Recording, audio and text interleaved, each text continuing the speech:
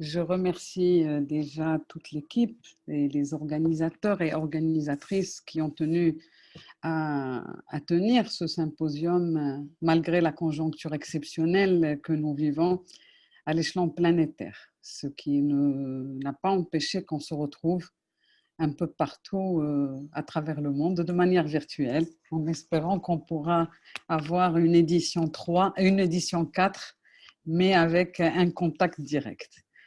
Donc, je vais un peu, au début, sortir du genre alimentation et ville, juste pour donner un éclairage, un bref aperçu sur les termes par lesquels se posent les questions relatives au genre au Maroc aujourd'hui. J'ai choisi ça parce que je me suis dit, on est un peu réunis un peu de partout dans le monde et je pense que la perception des questions du genre sont différentes selon les contextes et les conditions de vie un peu partout. Juste deux choses, clarifier qu'en fait cette approche au Maroc se pose en termes politiques et normatifs, c'est-à-dire juridiques, dans une ambition publique qui vise à la promotion de l'égalité des hommes et des femmes. Il y a eu des débats cantonnés jusqu'à une période récente dans les sphères académiques et associatives, notamment les associations de défense des droits des femmes, et qui ont pu faire leur rentrée dans la sphère politique et gouvernementale vers les milieux des années 80-90. Donc l'approche genre s'est invitée dans le débat public au début de ces années 90-2000, notamment à travers le débat autour du genre et développement et l'intégration des femmes au développement, et qui a connu et connaît jusqu'à aujourd'hui une grande mobilisation opposant deux visions et deux mouvements. Un mouvement volontariste et engagé en faveur de l'égalité genre et qui est soucieux d'accélérer la mise en œuvre et le respect des termes du cadre normatif.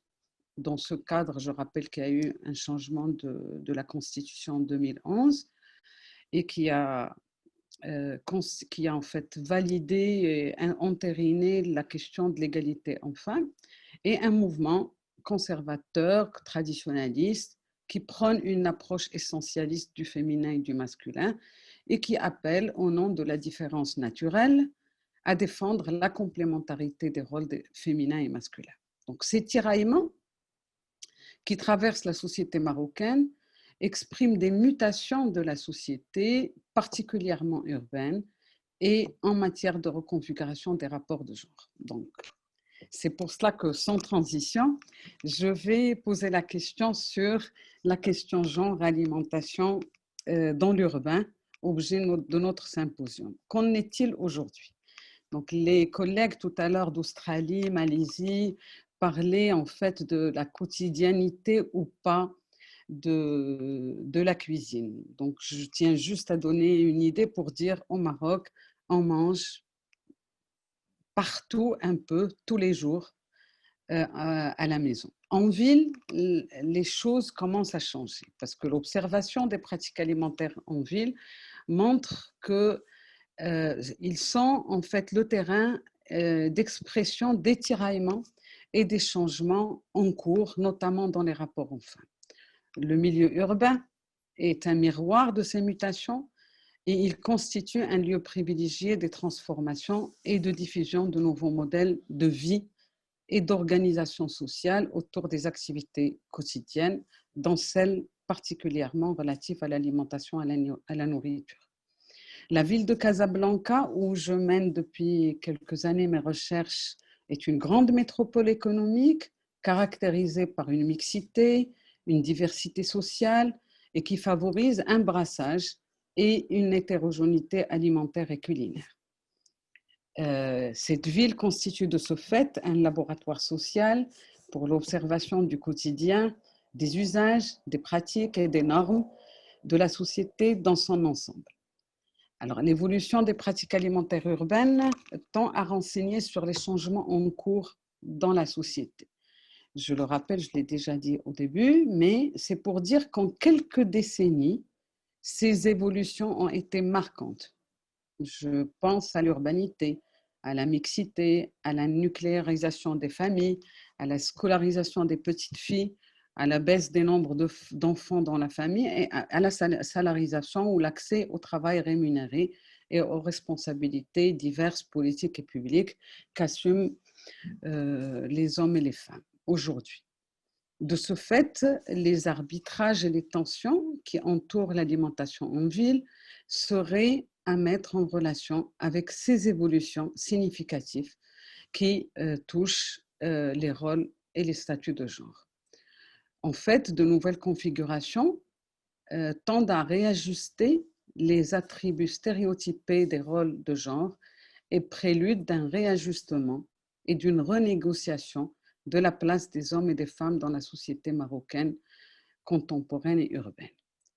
D'ailleurs, on peut souligner une réflexivité active observée chez une majorité des femmes urbaines interviewées, jusque-là plus de 80 femmes, dans leur interpellation du quotidien et la remise en cause de la division socio-sexuelle du travail. Je fais un clin d'œil à Nicole Claude Mathieu. Et cette réflexivité qui s'exprime par l'évocation des multiples trajectoires de vie, la leur, celle de leur maman, de leur grand-maman, avec des projections sur les possibilités d'épanouissement personnel en dehors de leur assignation au rôle sexuel. Cette assignation est en relation particulièrement avec le travail alimentaire, depuis, qui représente l'une des charges notamment mentales les plus prégnantes de la vie quotidienne des femmes. D'ailleurs, la cuisine est la surcharge qui la caractérise et le domaine le plus critiqué, l'activité la moins aimée de manière claire et spontanée de la part des femmes. C'est dans ce contexte et dans ce cadre que s'inscrivent mes recherches, dont l'un des objectifs étant la compréhension de cette évolution sociétale, mais en rapport avec le genre et à partir du prisme alimentaire, tel que porté par les mangeurs ou les mangeuses, par les hommes et les femmes, en interaction avec leur contexte de vie. Je me limiterai dans cette présentation à restituer deux distinctions que font les mangeurs urbains, femmes et hommes, en rapport avec l'alimentation et qui renseignent sur les arbitrages et les reconfigurations dans les rapports de genre. Je fais écho à l'intervention de Hajar El-Alami et des collègues de la Malaisie.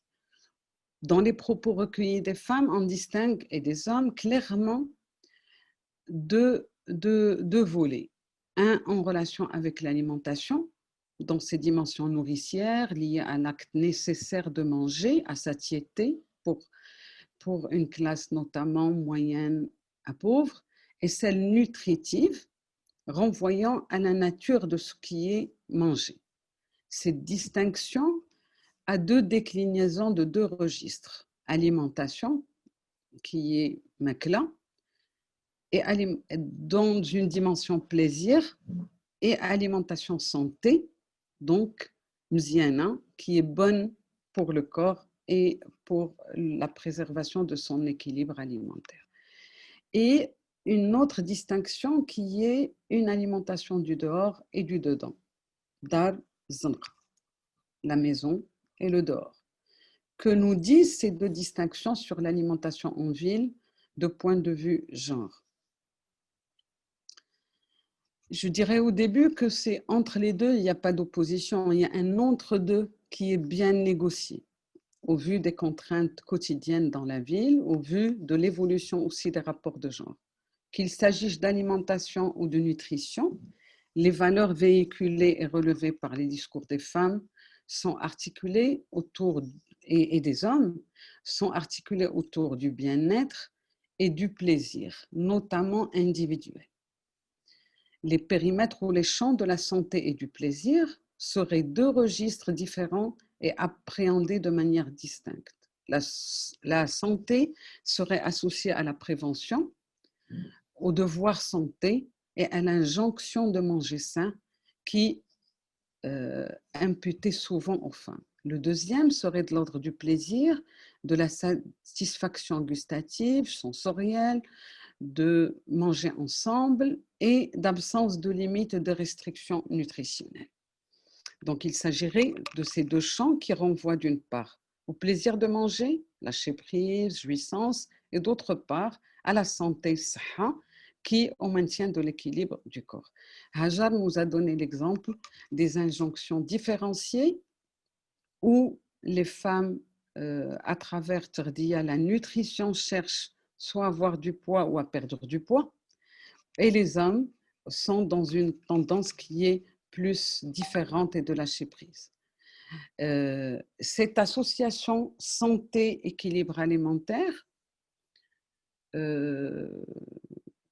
ramène à une notion qui est symbolique importante, celle de la limite qu'on peut se donner, des hudud, qui revient, terme qui revient souvent, des frontières à la vigilance permanente et à la possibilité de se donner la liberté de recevoir la satisfaction de manger sans restriction ou non, avec des injonctions qui sont normatives. Cette dimension genrée dans le rapport à l'alimentation va se retrouver dans les formes de stress qui ont été exprimées par les femmes et qui sont très perceptibles en relation avec le manger sain, bonne alimentation, associé au rôle de nourricière, et les arbitrages quotidiens qui renseignent sur les difficultés pour les femmes, particulièrement de mettre en pratique ces deux dimensions, de se nourrir comme vecteur de santé et manger comme vecteur de plaisir et de satiété. Ce stress est nourri aussi par les discours des médias, des réseaux sociaux numériques, où se dégagent des nouveaux profils de prescripteurs importants, majeurs, qui jouent un rôle d'orientation des pratiques alimentaires, notamment les prédicateurs alimentaires connus, des docteurs de la nutrition qui ont une place importante dans le discours autour de l'alimentaire aujourd'hui. Parallèlement, dans le discours des mangeurs, on retrouve une différenciation assez nette qui se retrouve dans le discours des interviewés hommes et femmes et qui relève de ces tensions dans le rapport des mangeurs femmes à l'alimentation. On remarquera dans le discours des femmes un va-et-vient entre une alimentation bonne à manger, zouina, et une alimentation saine et bonne par la santé, par l'injonction de trouver l'équilibre à travers les multiples arbitrages qui permettent des adaptations, je fais un clin d'œil à Fournier, et des bricolages ingénieux qui favorisent la rencontre entre différents niveaux. Hier, aujourd'hui, la ville, le rural, les traditions, la modernité. Je cite, je ne pourrais pas. Audrey, j'ai combien de temps?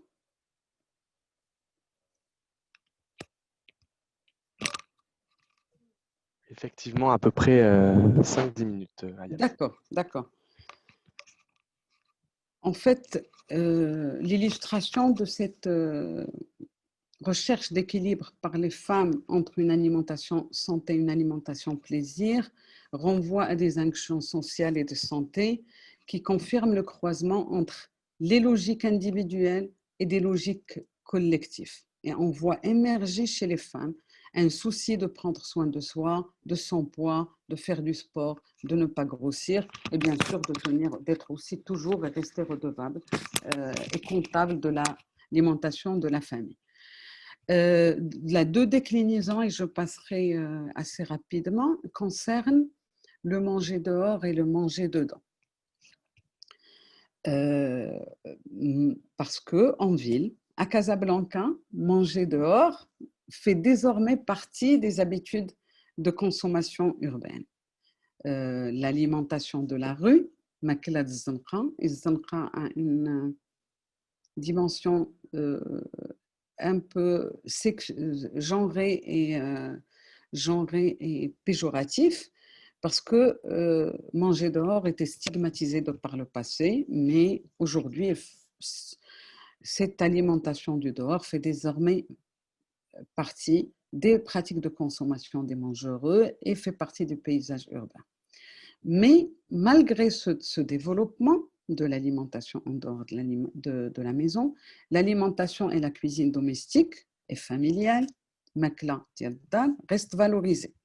Elle est associée à des valeurs d'authenticité, de tradition, de qualité, de goût et une dimension plaisir, et qui fait voir que l'alimentation que j'ai abordée au début, la bonne alimentation, elle est associée au dedans.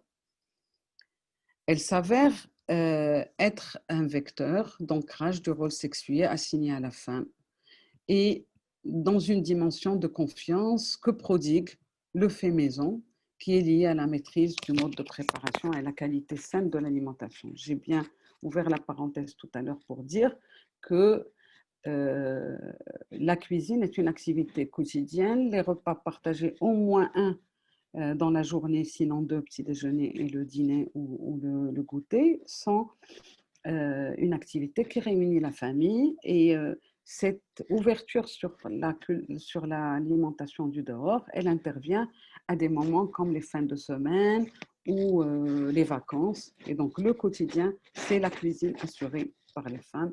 Nous avons vu que le Covid change un peu les choses et que aussi les changements des rapports de genre et de configuration font rentrer les hommes dans la cuisine. D'ailleurs, le discours des hommes qui ne remet pas en cause le fait de pouvoir aider sa conjointe ou sa sœur est souvent empreint de sublimation de la cuisine et du temps alimentaire, de la cuisine de chez soi, traditionnelle, de la maison, d'avant. D'ailleurs, cette récurrence de l'importance de cette alimentation domestique laisse entrevoir d'autres catégories qui sont relatives aux représentations, relatives aux attributs qui leur sont associés et qui confirment l'imbrication de plusieurs niveaux, notamment la culture, l'identité, l'appartenance, genre. Les femmes, tout en affichant leur préférence à l'attachement de la nourriture domestique, se disent se donner de la liberté de pouvoir offrir à leur famille une autre alimentation qui est celle du dehors, notamment les week-ends. Par contre, les hommes, ils prennent les libertés de consommer quand ils le peuvent certains mets au repas à l'extérieur. Nous l'avons vu aussi dans le cas, dans les deux présentations tout à l'heure. Alors,